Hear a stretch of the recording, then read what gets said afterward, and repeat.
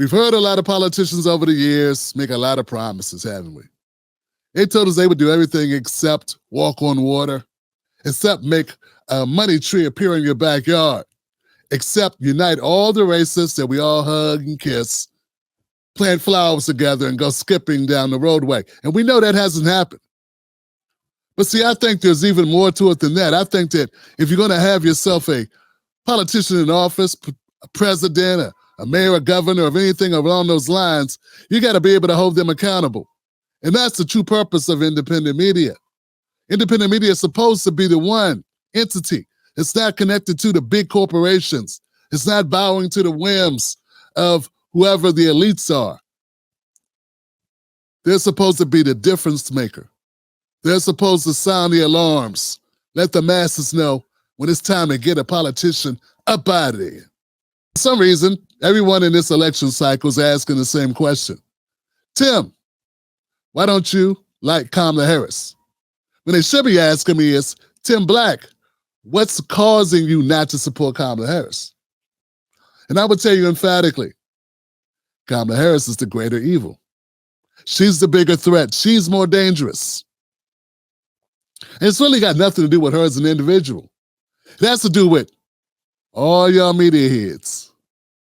We see independent media in general, particularly cable media, corporate liberal media, they have no intention of holding Kamala Harris accountable for anything that she does. And if you ask me, that's a recipe for disaster for any country, any group, any nation, and particularly any class of people like Black Americans who've been stuck on the bottom in this country for 400 years. Yeah, the last thing we need is a compliant media that goes along with it or with any politician because they check a couple of boxes. Haven't we already done this before? Haven't we already been here? For instance, did you see what happened at the National Association of Black Journalists? After Kamala just sat through a very softball interview where only one question of any substance was really asked, and that was on the topic of reparations. She got so pissed off, this is how she reacted at the end of it. On a real tip, guys, I don't think Kamala would have did that to white folks. Notice the pleasantries there? All right. And bam! She walked off the stage like, look at them. We really screwed that up, didn't we, Johnson? I don't think she liked us very much. Give me a hand. All right, whatever. All right, then. You take care too. Fake-ass reporters. I knew I shouldn't have came up here. Fake-ass, fake-ass. That's why I don't mess with black people. Look at them. Gosh, man, I didn't know we do that bad. Now, I want you to compare that. Compare that to this, because I know you're a very disappointing person. Thank you. NABJ will email about details regarding the conversation with Vice President Kamala Harris in September. Thank you. Thank you very much. Thank you, sir. Thank you. I got to cut down the sound because they're playing music. Sounds horrible. But notice the difference in body language. That's the difference in body language with the Trump. Look, Trump stands there. He waves at people. He stops. He waves at people. Takes his time. Let's run that back. This is Trump ending his contentious interview with the National Association of Black Journalists. And you see how this went, don't you? Look at that. Look at he's shaking hands. He's going to go over. He's making an effort. Shake her hand as well. She was mean to him. She was nice to him. 2 out of 3 roasted his ass almost the entire time. And look at him. He stops, he waves, gives a fist pump to the audience. And walks off slowly. I just want to point out the difference in the treatment towards the host. And guess what? No host called her racist. Nobody called her rude. I didn't hear think pieces about how horrible she was to the black woman and the black men. All I heard was nothing. I know there's going to be those of you who are going to give her all types of benefit of the doubt. You're going to say, Obviously, she had somewhere to go, Johnson, but she's here now. She's with us, and we've got this place all decked out for her. We're all here to hear her. So, damn where she got to go. And stop kissing her ass so much. Be real.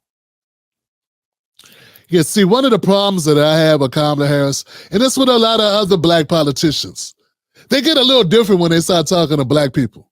Best rapper alive. Tupac.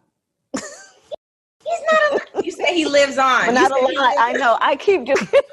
There are some that I would not mention right now because they should stay in their lane. Keep moving. Okay, Keep moving, Angela. All right. That was not supposed to be a stumper either.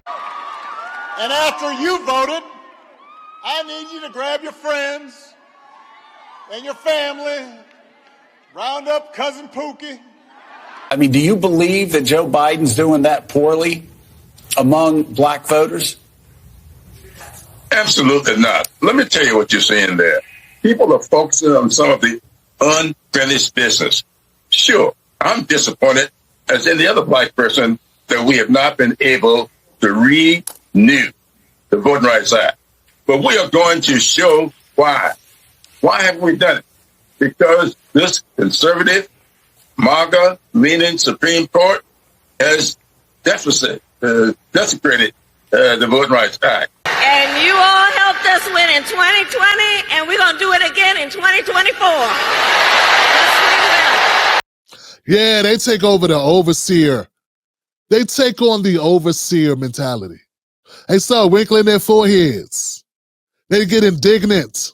And I think the fact that there are a lot of black people in media who did not have the guts, the heart, the ethics to call Kamala out on this proves the point that I say that Kamala is more dangerous than Trump. See, Trump can't spit on the sidewalk without everybody coming for Trump. But Kamala can do whatever the hell she wants. And y'all won't say nothing because you lack backbone. You're not there to hold her accountable. You're there to eat off of her. Roland wants to eat off her. He don't want to hold her accountable. He don't want to make her a better president for Black America.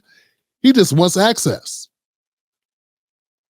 Angela Rye doesn't want to make sure that Kamala does right for those black kids. Nah, she want to make sure she get invited to the next Kamala special event. Yeah, she wants to make sure that the money stays right. So she can put on a fancy dress and shame the poor people, the poor blacks. See, that's the thing I'm getting here, Johnson. I want y'all to recognize it for what it is. See, Trump can't do anything without people calling Trump on the carpet for it.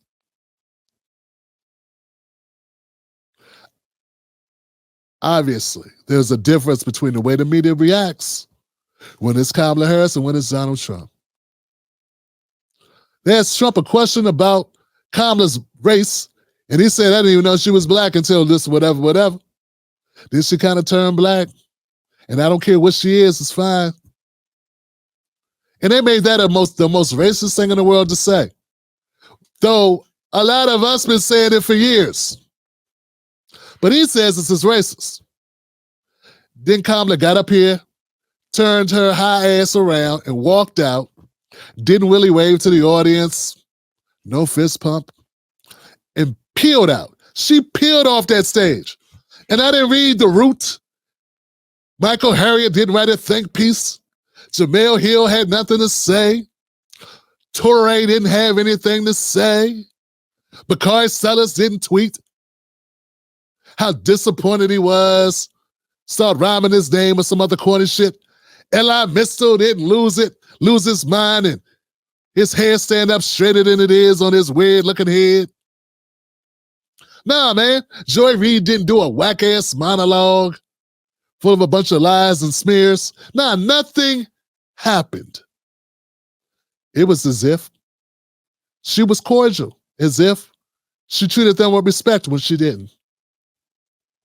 And even those journalists that were there that were slighted, that she peeled out, that she disrespected, left standing there stuck on stupid, they themselves did not go to Twitter. They did not go to Instagram. They did not go to YouTube. They did not go to TikTok. They did not go to Instagram. How can you not at least go to Threads? No one will go to Threads. They didn't post a Pinterest picture or nothing. They didn't say shit about what happened. Get what I'm saying? They let it ride. Yeah, they let it ride. So when I tell you I think that Kamala Harris is a more dangerous threat, that's one of the reasons. One of the things that keeps politicians in line is the people. The people help keep politicians in line. It's called approval ratings. It's called media attention. It's called the pen, the ink is mightier than a sword. But if you got a bunch of cowards with the pen, you got a bunch of people looking for a cushy life instead of the truth. If you got people that are afraid to say what's really going on, well, dog, you ain't really got yourself a fourth estate. You don't have media. You don't have accountability. And that's what happens when you get Kamala in. It's not even just Kamala's fault. It's Kamala being able to operate in a space where she know ain't no repercussions. She dares you to have something to say. Keep moving. Okay, Keep moving, Angela. All right. That was not supposed to be a stumper either. And just like that, you shut up. All right, guys, let me know what you think about that. Give me a like if you think I'm on point with this. I think that was a good point. I know you ain't gonna hear it everywhere because I just wrote it up here.